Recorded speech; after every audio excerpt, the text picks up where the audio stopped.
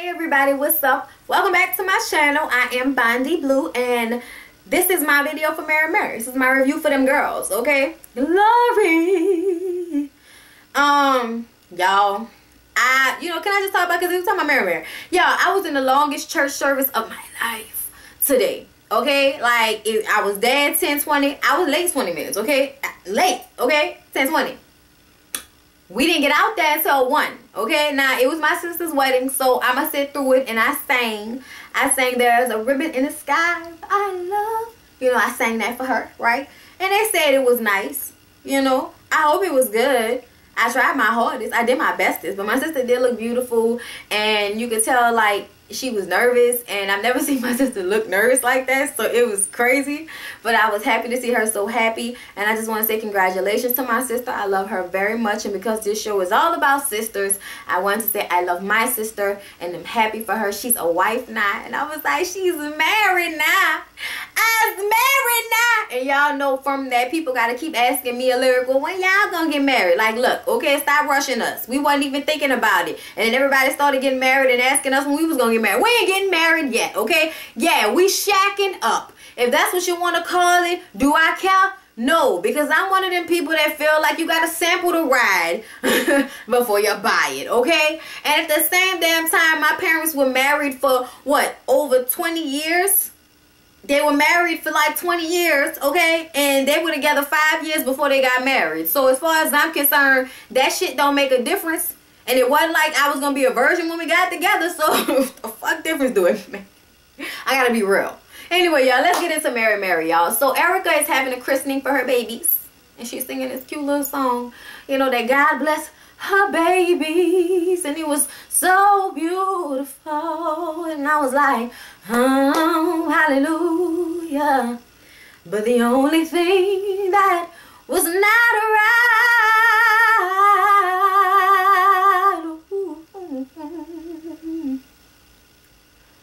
was Tina. I said, was Tina. I said, was Tina.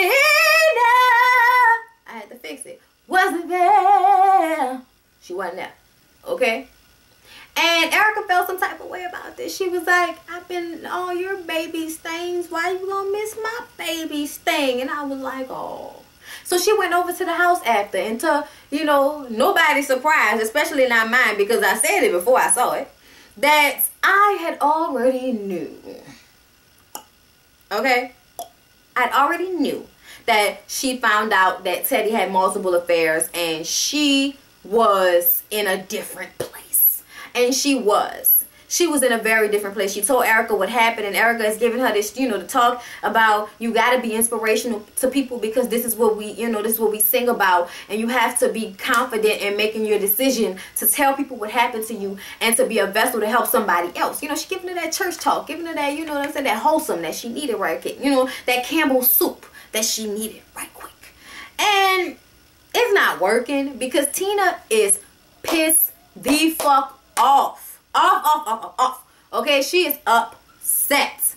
Okay, she don't understand how this could happen to her. Y'all, I really didn't even know if I wanted to review the video, because it really was so much of watching her be in pain about this, watching her be upset, watching her go through the motions of feeling like, how could this happen to me? I thought it was real, and how can I forgive him? How can we go on after countless affairs? And how can I be his wife and love him when I want to smash his head in with, a farm tool? I don't know. All I know is it was sad to watch. It was painful to watch, you guys.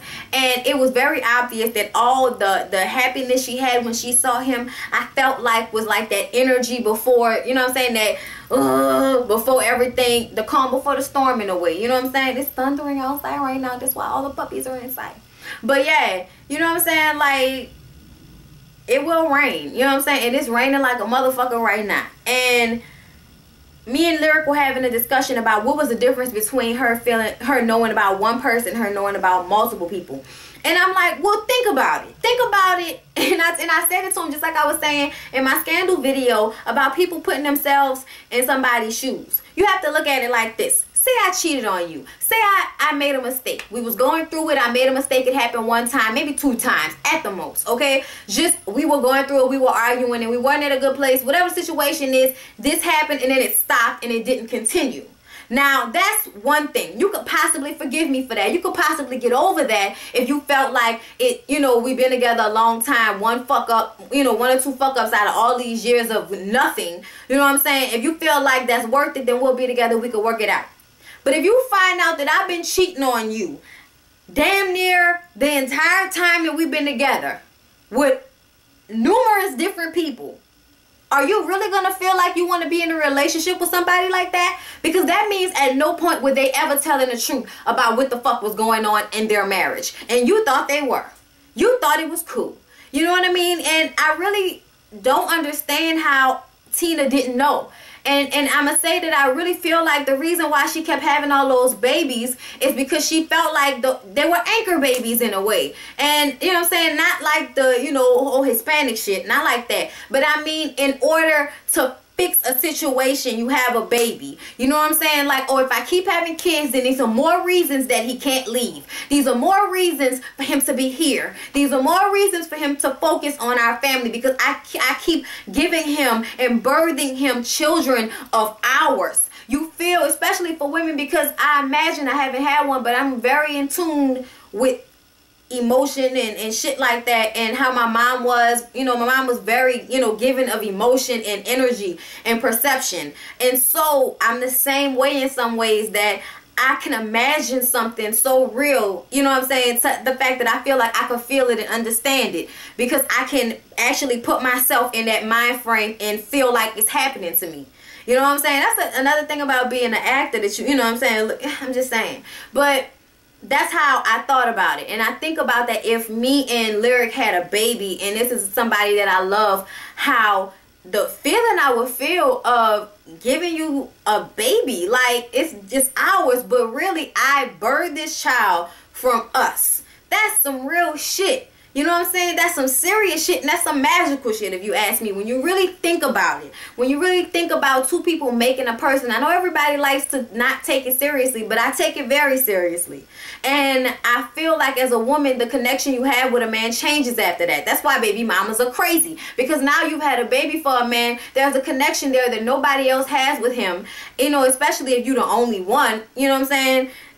You feel something so much more out of that relationship that you never had before, and that you probably never had with anybody else. So when you keep having all these fucking babies, you feeling like that feeling is gonna keep being multiplied and multiplied and multiplied, and it's almost like a drug. Like you having the kids just so he can give you all of that attention and all of that love when you want it, because when you're pregnant or when you're having a baby, you can demand that, and they have to give it to you if they love you.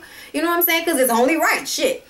So I really feel, that's what I feel. I feel like, you know, she, in a way, not saying directly, but in a way, you know what I'm saying? Not saying, oh, she don't love her kids or didn't want her kids, but just saying that she was having them, you know, and I feel like subconsciously to hold on to, you know, to glue them together stronger. And it wasn't working. And I can't feel like she did. I just can't say I feel like she didn't know. I just can't. But anyway, y'all, moving along. So when the cover come out, Mitch didn't know about it, and he was pissed off. And I kind of feel like, why the fuck wouldn't y'all tell him? And then Erica gonna say, why would you know? Why would you know? It's a personal matter. I said, man, you told a publicist, bitch. You told Ebony Magazine. And you couldn't tell the manager that was gonna have to accept the phone calls about interviews about this very subject before the cover came out?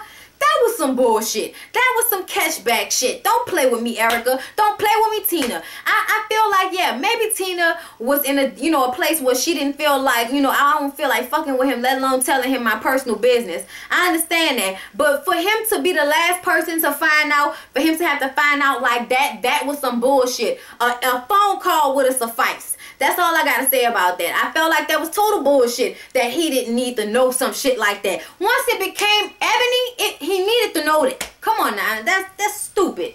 They told the publicist, bitch. Why they couldn't tell him? You know what I'm saying? So they had like a radio interview, and Erica was the only one there, and the guy kept asking her why Tina wasn't there and asking her about Tina's relationship, and Erica kept trying to redirect it back to her music and Mary's music and how they're still strong and her sister's okay.